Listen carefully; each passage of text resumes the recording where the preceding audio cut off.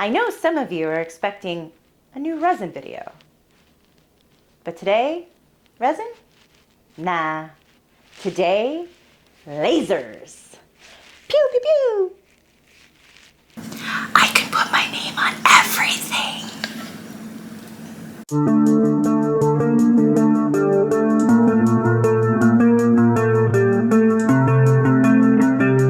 Laser core ready.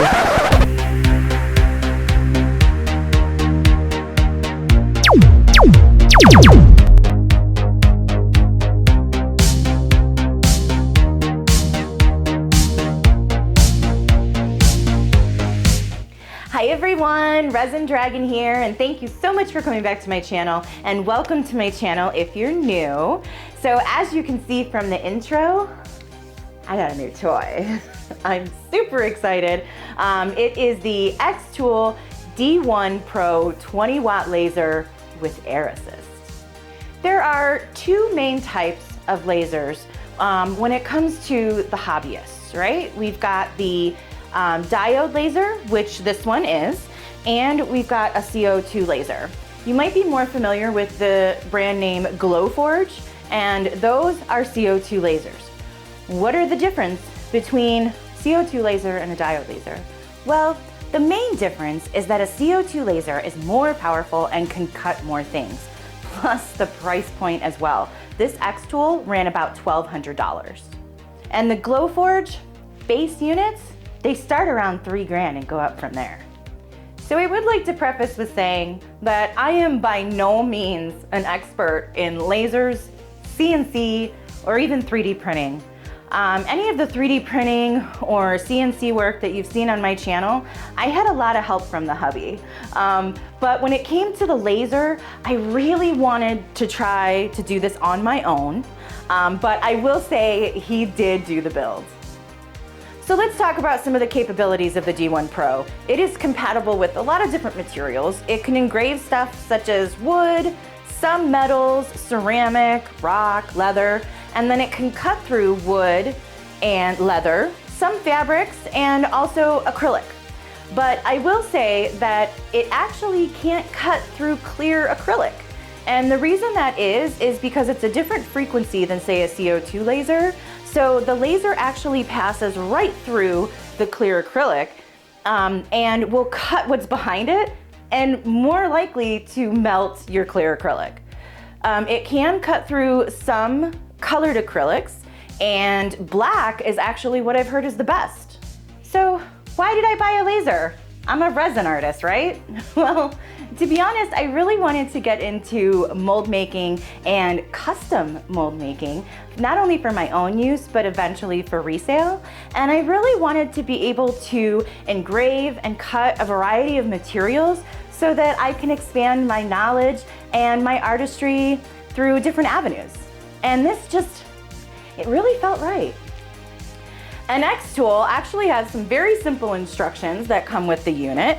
They even provide you with some free files and some materials to get started and practicing. And then, you know, honestly, if you want plug and play, this is as easy as it gets. You simply just upload the image, resize it, do the framing, and then hit engrave or cut. It just goes.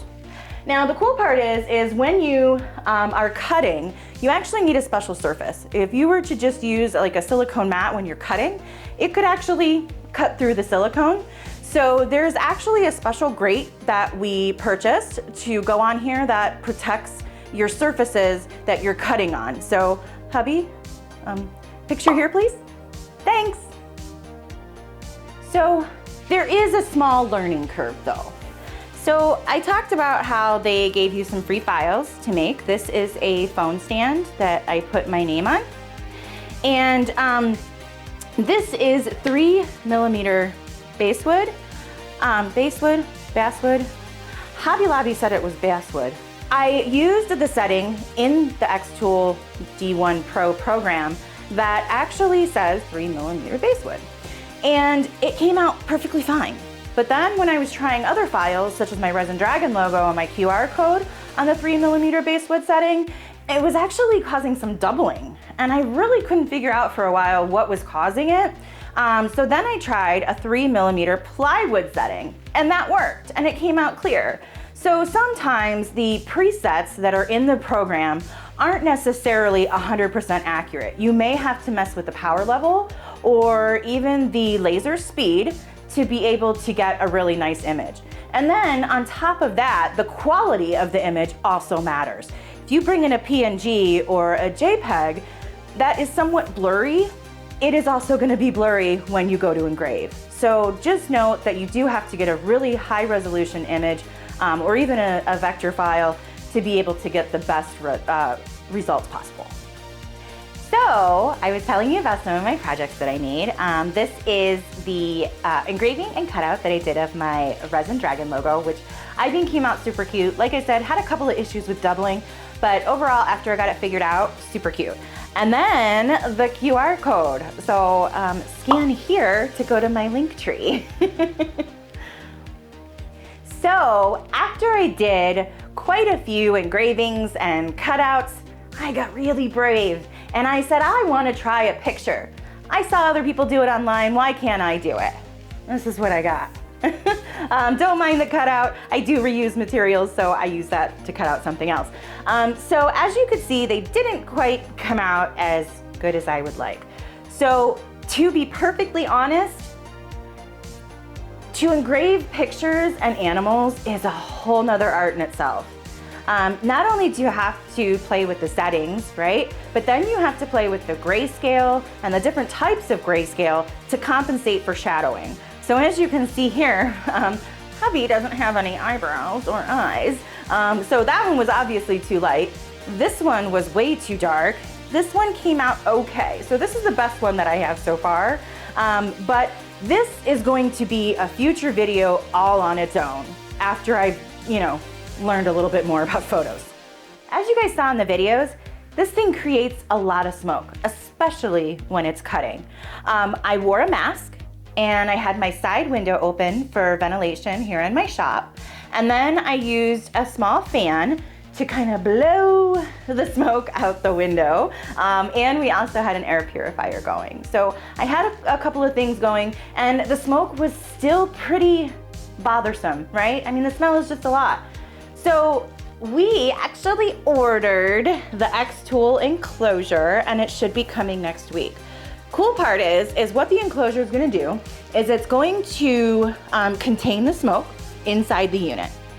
Then it has this pipe with an exhaust fan attached to it. It has this pipe that comes off and you can wrap it around and put it in your window and it will suck all the smoke out and put it out the window, right?